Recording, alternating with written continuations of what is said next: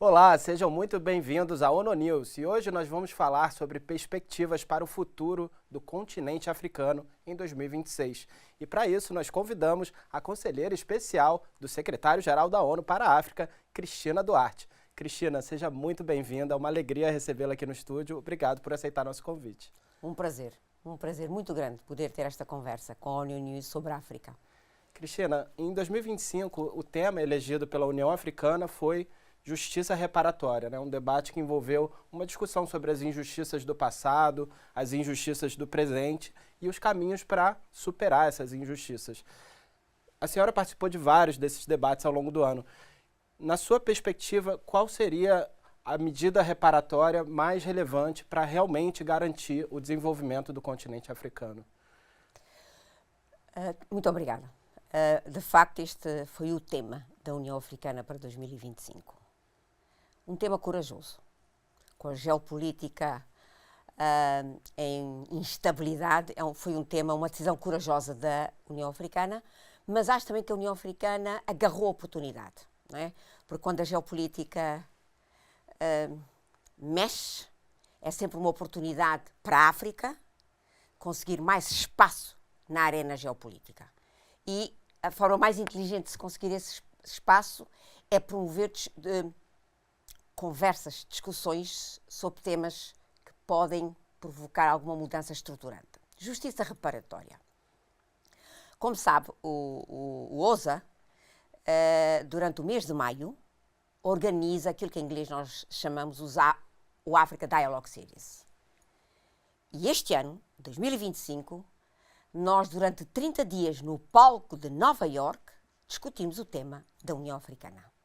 Eu acho que devemos ter sido das poucas entidades dentro do sistema das Nações Unidas a discutir este tema. De certeza, Filipe, quando o termo, a expressão justiça reparatória, quando tu discutes isto, de certeza que o teu cérebro projeta-te para trás. Justiça reparatória hoje, mas injustiças passadas. E muitas vezes a narrativa, às vezes até africana, tem a tendência de empurrar a conversa para um ajuste de contas, para uma perspectiva contabilística. O que nós tentamos dizer é que, em pleno século XXI, a discussão não deve ser sobre as injustiças passadas, mas deve ser sobre as injustiças presentes. Entender as causas raízes das injustiças presentes. E até que ponto é que as injustiças presentes não serão as mesmas do passado, só que vestidas de maneira diferente. E é isto que nós tentamos, é esta perspectiva que tentamos trazer ao Africa Dialogue Series no mês de maio. Quer dizer que justiça reparatória, a África tem que enfrentar, para já identificando as injustiças de hoje e as causas raízes. Eu vou-lhe dar, por exemplo, e aí há fatores internos e fatores externos, que é uma importante distinção. Por exemplo, fatores internos. O facto da África não controlar os seus fluxos económicos e financeiros e perder 500 ou 600 bilhões de dólares anualmente é resultado de injustiças presentes. Não é um acidente, não é um incidente. O facto da África perder este montante tão elevado de recursos financeiros. Isto está em estruturas que vêm de muito antes. Esclavagismo evoluiu para o colonialismo evoluiu para o neocolonialismo. Do colonialismo para o neocolonialismo, houve eventualmente uma transformação, uma evolução na forma. Mas os mecanismos estão lá todos. E é aqui que nós temos que entender o que é justiça reparatória. Se eu sempre perguntar como africana, eu vou-lhe responder: queres fazer justiça reparatória em relação ao meu continente? não apanhes os meus recursos. Muito simples. Não apanhes os meus recursos. Deixa-os. Deixa-os para nós usarmos, para nós investirmos e para nós servirmos a população africana. Portanto, para mim, justiça reparatória é, antes de mais, criar todas as condições em termos de Estados efetivos, fortes sistemas países, fortes instituições, para que os Estados africanos comecem a controlar os seus recursos e a decidir do seu destino. Aí sim teremos justiça reparatória. Perfeito. Subsecretária-Geral, muito obrigado por essa resposta tão completa. E falando um pouco também dessas injustiças do presente, né, o continente africano também é marcado por muitas crises sobrepostas. Inclusive, muitos agora falando de também uma crise da democracia. Gostaria que a senhora comentasse um pouco sobre isso, mas também trazendo a perspectiva de soluções africanas para essas crises. Até porque o seu escritório também organizou recentemente uma série de diálogos acadêmicos que também trazem soluções inovadoras para as crises que o continente enfrenta. Como é que a senhora vê o estado atual dessas crises e as possíveis soluções que têm mais potencial? Filipe, permite começar por dizer que os sistemas democráticos estão em crise. Esta é uma opinião muito pessoal, como é evidente, mas não só em África. Não só em África. Porque nos últimos 50 anos, em termos mais globais, na minha opinião, as democracias ocidentais, de forma muito silenciosa, cancelaram a dimensão representatividade e a dimensão representatividade, que é importante em qualquer regime democrático, mais por uma dimensão de substituição. Eu elejo-te, a partir do momento que eu voto em ti, tu deixas de sentir-te como meu representante para passares a atuar como meu substituto. Eu não te elegi como substituto. Eu elegi-te como representante. Então, o que nós notamos nos últimos 40, 50 anos é uma diminuição, uma diminuição do conceito de democracia, fazendo que ela se esgote no ato de votar. A democracia é muito mais do que essa. A democracia política, para si, qual é o teste maior de uma democracia política eficiente? É aquela que promove a democracia económica. Porque a democracia política não pode ser um fim em si próprio. A democracia política é essencialmente um meio para se conseguir a democracia económica. Se a democracia política não promove a democracia económica, a democracia política não está sendo eficiente. O que é que aconteceu com o caso africano? Nós importámos, e todo mundo sabe, essencialmente os modelos ocidentais de democracia, mas na sua forma mais reduzida. Organização, portanto, criação de partidos políticos, organização de eleições numa base transparente e o ato do voto. A questão que nos podemos: as democracias africanas promoveram democracias económicas? Não. E é aí que falha. Mas não falha só em África. Eu posso lhe dar, por exemplo, este número. Nos países desenvolvidos que gozam de democracias políticas extremamente consolidadas, nos últimos 50 anos a produtividade do trabalho aumentou 240%. Sabes, Filipe, quanto é que aumentou o salário? 0,5%. O que é que diz a teoria económica? Que os ganhos em produtividade têm que ser devidamente traduzidos em ganhos de poder de compra. Se a democracia política não garante isto, ela está a falhar.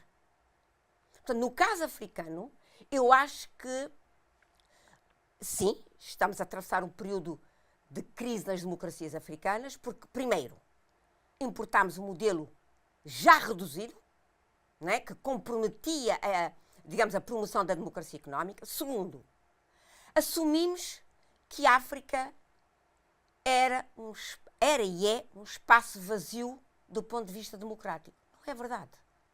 Não é verdade. Os grupos étnico-culturais em África têm regras democráticas de funcionamento. Regras democráticas de funcionamento. No sul de Angola, há um grupo étnico, as Muilas, em que o processo de decisão é de consulta de todo o mundo, várias vezes, e só quando o consenso é identificado, o chefe comunica. Tu dizes-me que isto não é democracia? Portanto, há aqui dois problemas. É termos importado um modelo reduzido e este modelo reduzido estar a empurrar os mecanismos tradicionais de tomada de decisões, que são mecanismos democráticos. Eu acho que esta crise não é negativa. Pode até ser positiva, depende de como a gente faz a gestão. Para pararmos, refletirmos, analisarmos, fazermos o reset e recomeçarmos construindo democracias africanas. Certo. E, Cristina, no centro de todas essas discussões estão os jovens, que representam a maior parte da população nos países africanos. E hoje esses jovens muitas vezes se veem empurrados para essas crises, para conflitos, migração, pobreza, e muitos deles estão insatisfeitos. Qual é o recado que a senhora tem para esses jovens africanos? No intervalo, deixe-me começar com um número. Eles têm razão para estar insatisfeitos. Eles têm razão para estar zangados. Eles têm razão para estar furiosos. No intervalo etário 15 a 35 anos, o emprego informal está acima de 85%. Se tu, jovem africano, o que o teu continente te oferece é um emprego informal, instável, que não te permite sustentar a tua família, que não te permite pôr os teus filhos na escola, não tens água, não tens eletricidade, ninguém estaria feliz. Portanto, basicamente, aqui voltamos à pergunta anterior. Até que ponto é que as democracias políticas promoveram a democracia económica ou promoveram a marginalização? Porque se tu tens 85% de emprego informal nesta faixa etária, podemos concluir que as democracias políticas em África promoveram a exclusão, promoveram a marginalização e, consequentemente, a instabilidade e o conflito. Porquê? Aí temos que ir à raiz, à causa raiz disto. Se nós verificarmos, isto foi um dos aspectos debatidos na recente Academic Conference on Africa, a instabilidade e o conflito em África, eu costumo dizer squeeze the lemon, tem a ver com a ausência do Estado.